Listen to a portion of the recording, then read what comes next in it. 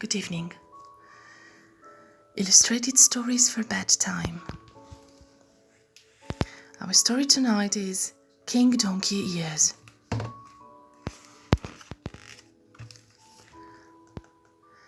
There was once a king with a terrible secret. He was so ashamed of it, he couldn't even share it with his best friend Sydney. In fact, the only person who ever knew was the person who cut his hair. For hidden under his crown, the king had donkey's ears. Every month, the king had his hair cut. Each time a new hairdresser was summoned to the palace and gasped as the king removed his crown. As soon as his haircut was finished, the king sent the unfortunate hairdresser to jail, so his secret didn't get out. In July, it was Meg's turn. She was rather worried, as she had several friends who had cut the king's hair and never been seen again. Meg was shocked when she saw the king's ears, but she didn't say so. "Oh, what lovely hair your majesty has!" Quickly she took out her comb and scissors and got to work. Meg was an excellent hairdresser, but as soon as she had finished, the king called for a guard. "Take her to jail!" "Jail?" said Meg. "Didn't you like the haircut? Please don't send me to jail. Please, my mother is sick and she needs me," said Meg. The king thought of his own mother.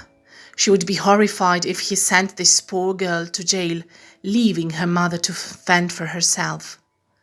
He didn't even like putting people in jail, but he had to keep his secret. "Do you promise that you will never, ever tell a single person about my ears?" Meg threw herself at his feet. I promise. If only you let me go, I won't tell anyone." That night in bed, Meg could think of only one thing. The king has donkey's ears. The king has donkey's ears. It was such a fantastic, ludicrous, enormous secret, she simply had to share it. "I'm going to burst if I don't tell." At last, she had an idea. The king had made her promise not to tell a person. So she wouldn't tell a person, she would tell a tree. Unable to wait, she ran to the forest in her nightgown and whispered to the trunk of the first tree she reached. "The king's got donkey's ears." At once Meg felt better. She had let the secret out, but no one would ever know. A few weeks later, a woodcutter came along. He chopped down several trees, including the tree Meg had whispered to. This might not have mattered, but the tree was sawn into wood, and the wood was sold to a man who made harps. Soon after that, the king gave a concert. Everyone was eager to hear the star of the show, Helena, play her new harp. That was Helena. But as Helena plucked the strings, the strangest song came out, sung in a high, warbly voice.